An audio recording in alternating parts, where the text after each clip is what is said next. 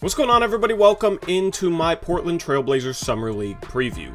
Now, here is the schedule for the Blazers, as they will take on the Houston Rockets tomorrow on Friday at 4 p.m. Then, Scoot will get to face off against Wemby on Sunday. Brandon Miller on Tuesday, Anthony Black on Thursday.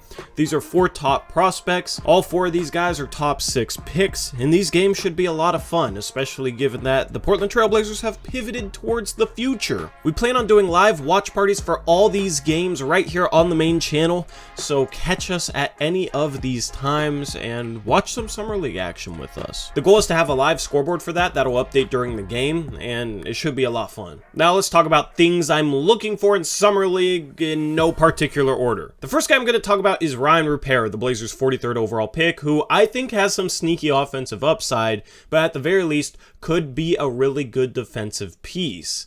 He's 6'6" with a 7'2" wingspan. I dropped a whole video on him after the Blazers drafted him, so if you want more of my thoughts, you can go check out that video. But I just want to see if he can showcase some of those offensive flashes that he has in the past year or so. I want to see if he can knock down shots.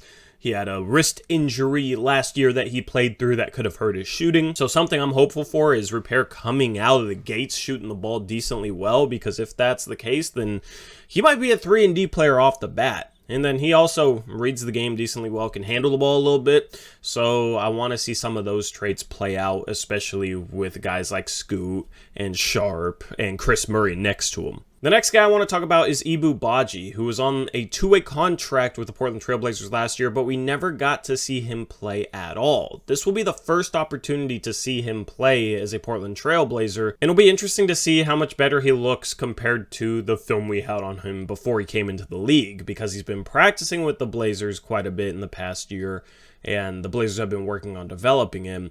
And Ibu Baji could be a really good shot blocking big, lob catcher, finisher around the rim. Those are the traits I'm looking for out of him. The Blazers need centers going into next year. Jusuf Nurkic is the only center on the roster, as the Blazers lost Drew Eubanks to the Phoenix Suns and Trendon Watford got cut. So the Blazers need at least a backup center, and Nurkic can still get traded in a Damian Lillard trade, so the Blazers definitely need some size on the interior. And if Ibu Baji plays well enough, maybe the Blazers get him off that 2-way contract and give him a normal contract because they need center depth. Chris Murray, the Blazers selected with the 23rd overall pick, and I'm curious to see how good he looks at the NBA level. His twin brother Keegan is playing in the Sacramento Kings Summer League right now. That's a smaller summer league in Sacramento for only a few teams, and he's been dominating. He's looked absolutely phenomenal. And he, of course, came out the gates decently well last year as an impactful rookie on a team that finally made the playoffs.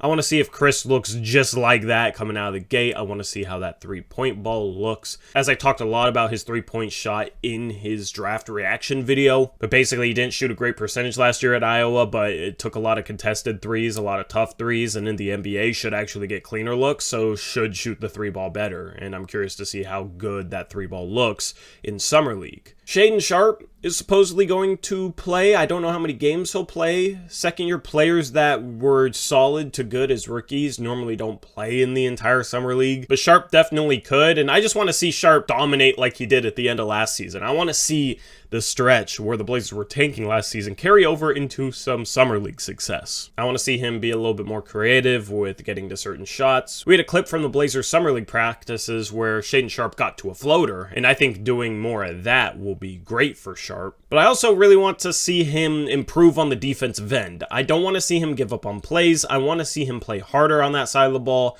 And it's Summer League, so I'm not expecting him to necessarily play harder, but just as long as he's not making as many mistakes and then he's doing a better job finishing defensively, contesting shots at the rim. A big problem I had with Sharpe last year is when whoever he was guarding had a step on him, he would seemingly give up on some plays and not try and block or contest shots like that. He would just keep his hands down, and I think it was more so that he was worried about fouling, but in Summer League you get 10 fouls. He doesn't need to worry about fouling out. So I want to see him finish off defensive plays and maybe do a little better job not getting beat off the dribble, being more solid with his footwork defensively, not opening up so much and giving the offensive player that driving lane. Little things like that is what I'm going to be looking for with Sharpe, because because the hope is that he can become a good defender. I just don't think he's there yet, and we'll be able to tell how close he is with Summer League. Also, I want to see him put Wemby on a poster and anyone else he plays on a poster. I want to see some fun highlights. Blazers fans need fun highlights right now. Keon Johnson's playing in the Summer League, and he's kind of the forgotten Blazer. I can't really blame people for forgetting about him because he didn't really do much the past couple of years in a Blazer uniform. His three-point shot ended up developing a bit. He was a poor shooter coming into the league, and now he's close to average. However, the other parts of his games just haven't really shown up yet. Keon needs to be better defensively because that was supposed to be his calling card, was that he had the potential to be a lockdown defender at the guard spot. I don't think he's quite gotten there, but I still think he has that potential, so seeing improvement in that area would definitely be good.